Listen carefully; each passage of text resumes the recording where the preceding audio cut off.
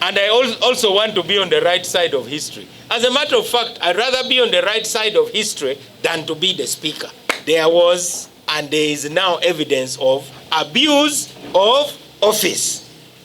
Everybody condemned the abuse, but nobody threatened to remove the office from the abuser of the office, except Norbert Mao. Nobody threatened that office more than Mao. There were others, of course, who stepped forward and they spoke a lot of things, but my candidature was the most serious and the most credible. In the same way that in 1980-81, there were many forces that tried to take on the UPC government. But there was one which was most serious and most credible. What my candidature offers is a sharp contrast to the false dichotomy that members of opposing parties are disjoint sets. Instead, my candidature offers a choice for us to move forward together as partners to achieve the promise of a new Uganda, united, free, peaceful, and prosperous.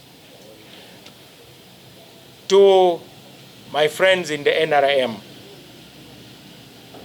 and to President Museveni, let us reclaim the spirit of 1986. Because at this point, we cannot afford to improvise. Why do I speak of the spirit of 1986? In 1986, the NRM and the DP were in a partnership. That partnership lasted for 10 years. That partnership was not accidental. After all, the party that had been cheated was DP. It was not UPM. The UPM did not have votes to steal. To protect it. They even only got one member of parliament. Today we are being laughed at that we have 6 members of parliament. Please read your history also. The majority of those who died in the war that brought the NRM into power were DPs. Those skulls and bones in Luwero are DPs. Sometimes I'm shocked by how recklessly the DP members talk, because they're only looking at Mere ya lero. I see them on TV. Mao yafuna anze safuna. Am I the one who gives the position? Mao yagabe before. If I were the one appointing ministers, you would blame me. But instead of that, Norbert Mao do, which went beyond the analysis and comments.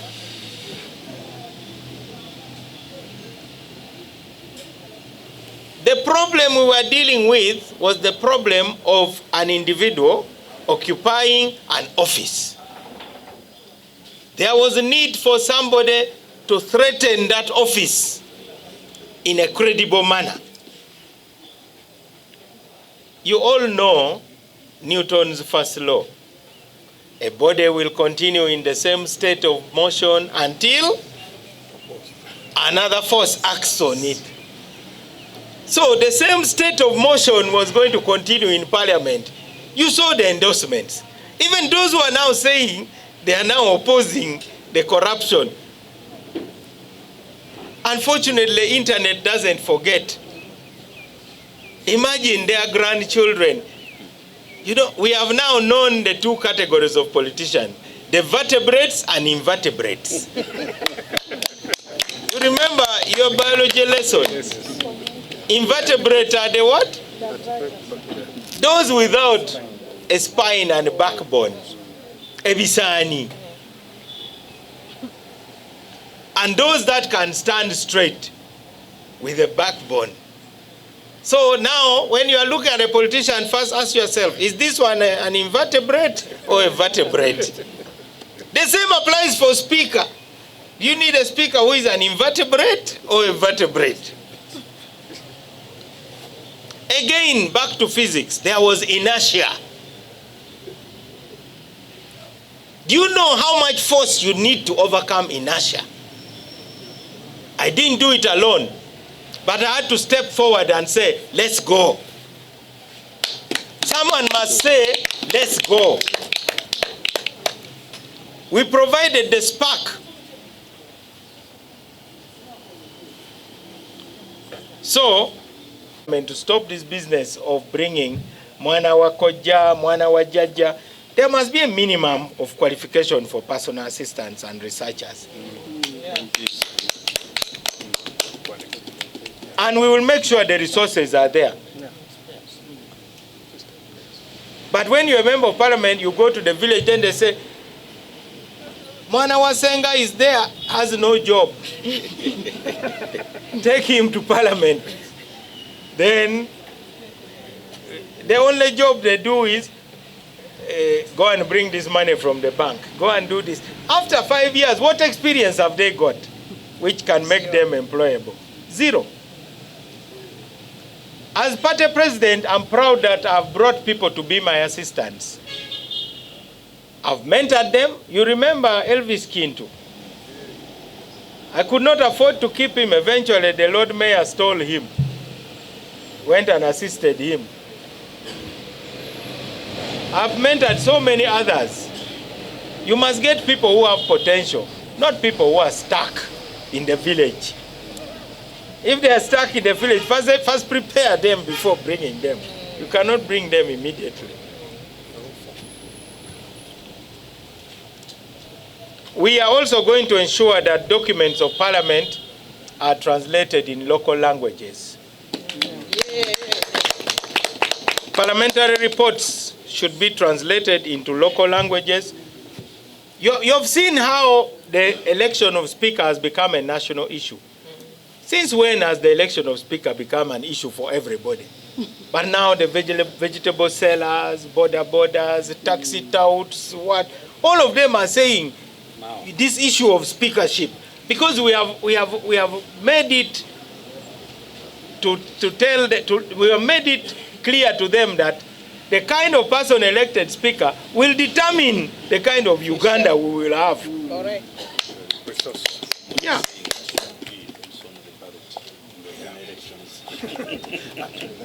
We will ensure that the gallery is open again.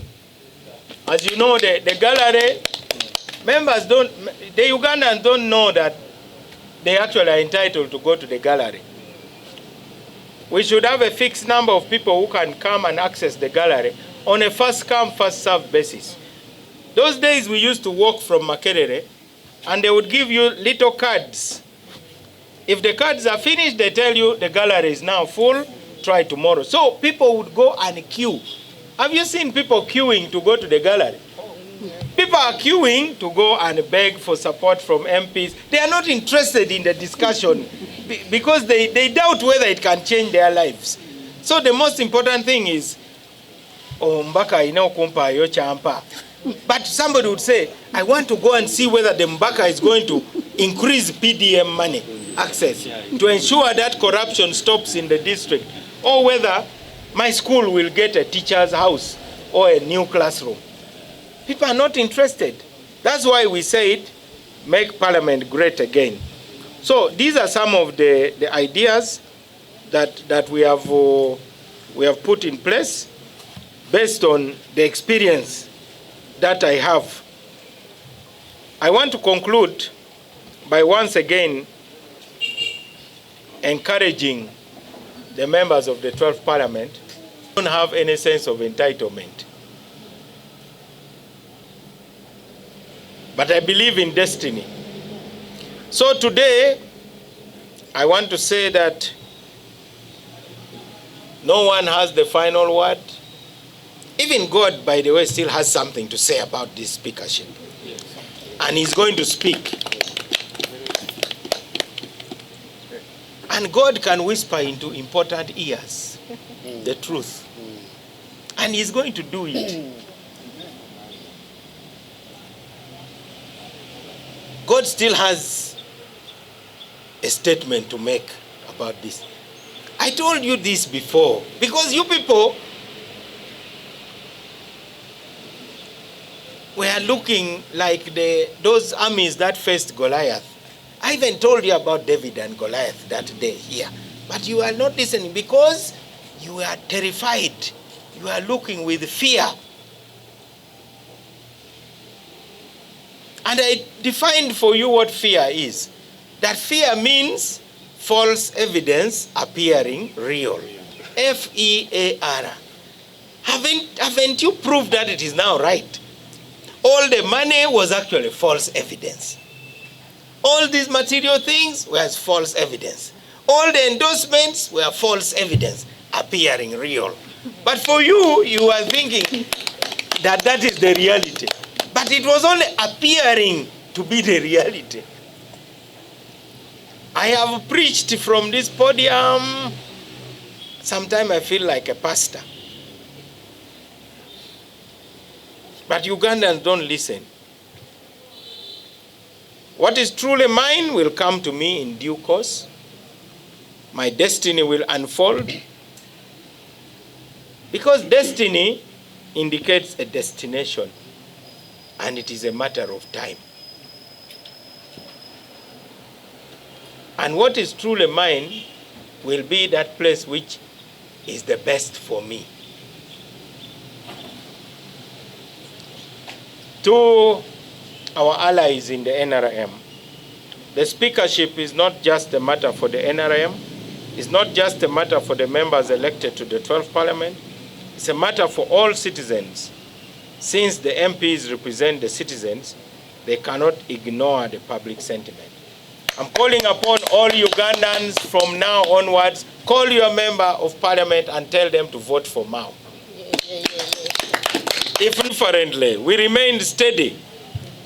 I was like a lion leading the hunt, tackling a fierce beast.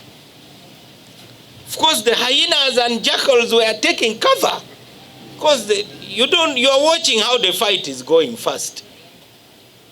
Because if the lion does not win the fight, then what can you, a hyena, do?